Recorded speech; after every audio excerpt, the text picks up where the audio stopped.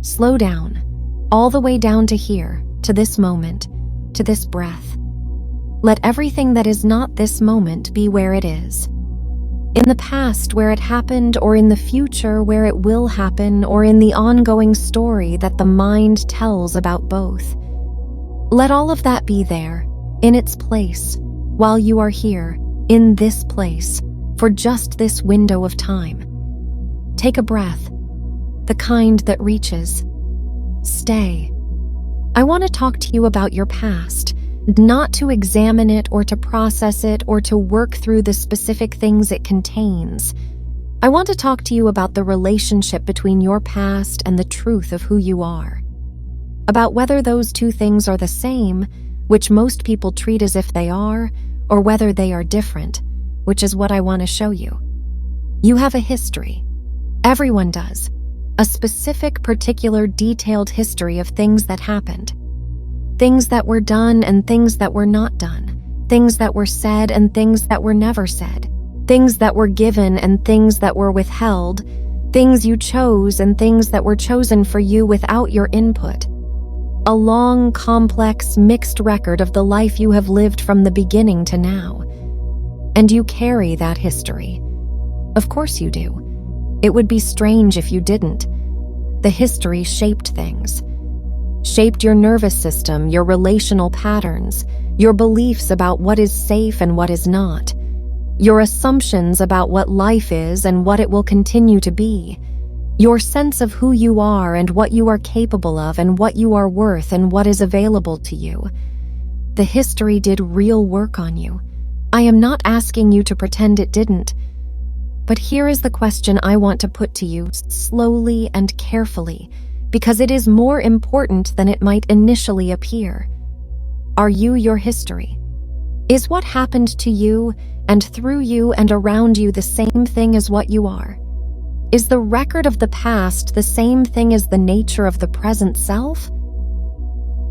Most people, if asked directly, would say no, would say, I am not my past, I know that, I have heard that, I believe that.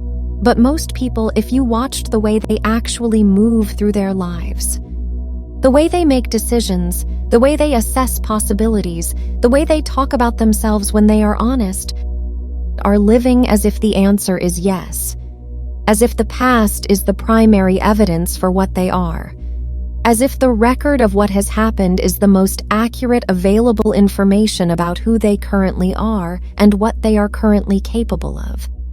You have been using your history as your primary identity document, as the proof of who you are that you submit when someone asks, including when the someone asking is yourself. And the history is heavy. The history has some beautiful things in it. I know that. You know that. But it also has the difficult things, the failures and the losses and the things that went wrong and the patterns that repeated and the moments of genuine falling short and the periods of being exactly the kind of person you did not want to be. It has the evidence that could be assembled, if you were looking for it, into a case against you. A case for your limitations, your patterns, your areas of persistent struggle. And that case has been building quietly in the background, not as a conscious project, as the natural accumulation of a consciousness that uses the past as its primary evidence about the present and the future. I want to introduce you to something that has been present the entire time the history was happening, that exists entirely apart from the history, that will be present long after the current history becomes old history and new history has begun to accumulate. The self that you actually are, as distinct from the story of what has happened to that self. This is not a mystical concept. It is a practical, observable reality that is accessible to you right now, in this moment, if you are willing to look at it directly rather than looking at the history that obscures it. Close your eyes for a moment if you are able, and notice something very simple. Notice that you are aware. Notice the fact of your awareness. Not the content of it, not what you are currently aware of, but the simple fact that awareness is present. that there is something here that knows, that perceives, that is having an experience. That awareness, the bare fact of it, is the same awareness that was present when you were a child. The same awareness that was present in the moments of greatest difficulty and the moments of greatest joy. The same awareness that will be present tomorrow and in 10 years and in the final moments of your life. It has never changed. It has never been damaged by anything the history contained. It has witnessed everything and been changed by nothing. It is the constant beneath every variable. That is you. That is who you actually are, prior to and beneath the story of everything that has happened. The history happened to that awareness. The experiences shaped the personality, the beliefs, the patterns, the nervous system. But they did not touch the awareness itself. They could not touch the awareness itself. Awareness is what experiences are made of, not what experiences are made in. Nothing can damage the substance of which all experience is constituted. Your deepest self. The part of you that is simply and undeniably present. The part that was there before you knew your own name.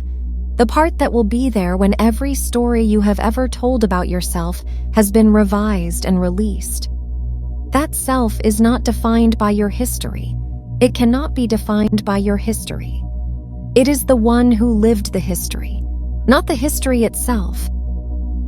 Now I want to bring this out of the abstract and into the practical, because the practical is where it matters. There are specific things in your history that you have allowed to become definitional.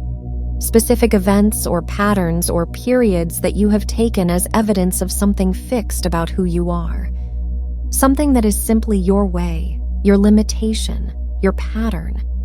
Permanent, structural, constitutive of the self you are always going to be.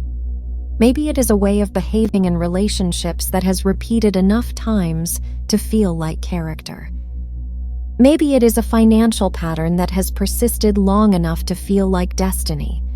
Maybe it is a dream you have tried to pursue multiple times and pulled back from multiple times, and the repetition of that pulling back has begun to feel like information about your actual capacity rather than information about a pattern that has not yet been resolved. Maybe it is a version of yourself that emerged under specific conditions of stress or pain and repeated enough that you began to believe it was the real you rather than a response to specific circumstances. You have taken something that happened, repeatedly, maybe persistently, with enough consistency to feel like evidence, and made it into something you are, made the verb into a noun, made the pattern into identity. This is one of the most consequential errors that human consciousness makes, and it is deeply understandable, because patterns that repeat do carry information. Repetition is data. When something keeps happening, the mind correctly identifies it as something worth paying attention to. But paying attention to it and making it into permanent identity are not the same thing. A pattern is a habit. A habit is a deeply grooved neural pathway that activates in specific conditions and produces consistent outputs. A habit is not the self, it is something the self has. Something the self developed, under specific conditions, for specific reasons, often reasons that made complete sense at the time. And anything the self has can be changed, because the self that has it is not the same thing as the thing it has. You are not your patterns. You are not your history. You are not the accumulation of the things that have gone wrong, or the things you have not yet managed to change, or the ways you have repeatedly fallen into the same grooves. You are the awareness in which all of those things occurred, and that awareness, right now, in this moment, is not defined by any of them, is not limited by any of them, is not required to produce the future that the pattern of the past would suggest is the most likely outcome. Because the future does not come from the past, the future comes from the present, from the quality of consciousness you are occupying right now, from the decisions you are making right now about what is true and what is possible and who you are. And in this present moment, you can make a different decision about all of those things than the one the history has been generating on your behalf. Not by pretending the history did not happen, not by bypassing the work of genuinely understanding and integrating the things that shaped you. By recognizing clearly, honestly, without drama, that what happened to you and through you and around you is not the same as what you are. You are the one who lived the history.